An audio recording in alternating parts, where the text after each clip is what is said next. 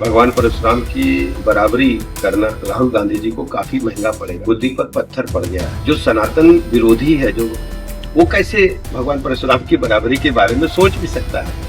Sir, Banaras में राहुल गांधी जी की तस्वीर को लगा करके पार्टी कार्यकर्ताओं ने उनको पहले तो परशुराम दर्शाया, उनके हाथ में फावड़ा दिखाया और उनका दूध से अभिषेक भी किया। कैसे देखते हैं कि कांग्रेस पार्टी के नेता लोगों के बुद्धि पर पत्थर पड़ गया है।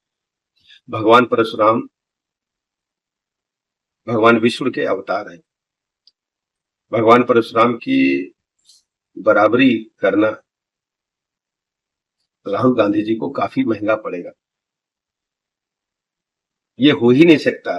जो सनातन विरोधी है, जो वो कैसे भगवान परशुराम की बराबरी के बारे में सोच भी सकता है।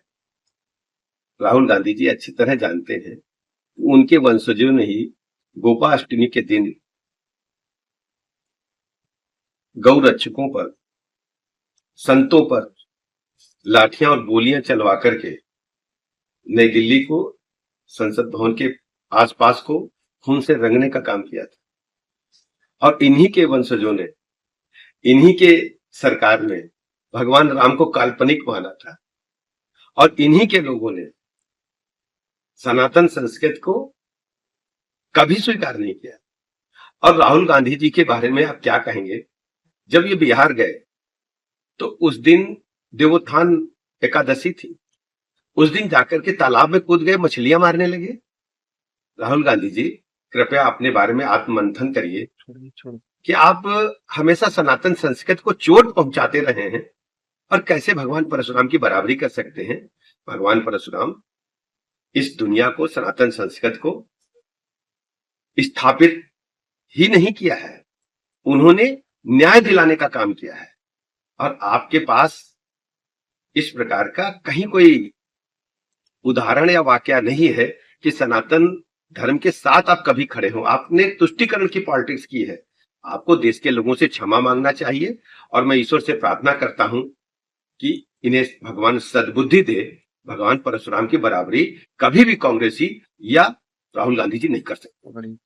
समाजवादी पार्टी कार्यालय के बाहर पार्टी कार्यकर्ताओं ने एक पोस्टर लगाया, उसमें लिखा है कि 2027 में अखिलेश फिर आएंगे और भगवान पुरुषोत्तम। समाजवादी पार्टी के लोग मुंगेरी लाल के हसीन सपने देख रहे हैं। समाजवादी पार्टी पूरा प्रदेश जानता है, देश जानता है कि समाज को विखंडित करने वाले लोग, दंगा फसाद कराने वाले लोग, समाजवादी पार्टी के रिजिम 1000 से अधिक दंगे हुए थे, आप सबको पता है। मुजफ्फरनगर दंगे को कोई भूला नहीं है। हर जिले में माफिया, 1 डिस्ट्रिक्ट 1 माफिया वाले लोग, बहु बेटी की इज्जत आबरू को खतरे में डालने वाले लोग, प्लाट मकान दुकान कब्जा करने वाले लोग समाजवादी पार्टी की सरकारों में ही पुष्पित पल्लवित होते हैं। उत्तर प्रदेश के लोग इन्हें कभी स्वीकार नहीं करेंगे। इनकी दुकान सिमट चुकी है।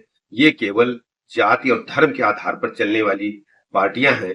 इनको जनता ने अस्वीकार कर दिया है। इनको तुष्टीकरण की पॉलिटिक्स से ही फुर्सत नहीं है। ये तो मन बहलाने के लिए उन्होंने लगा दिया होगा। उनको सच्चाई अच्छी तरह पता है।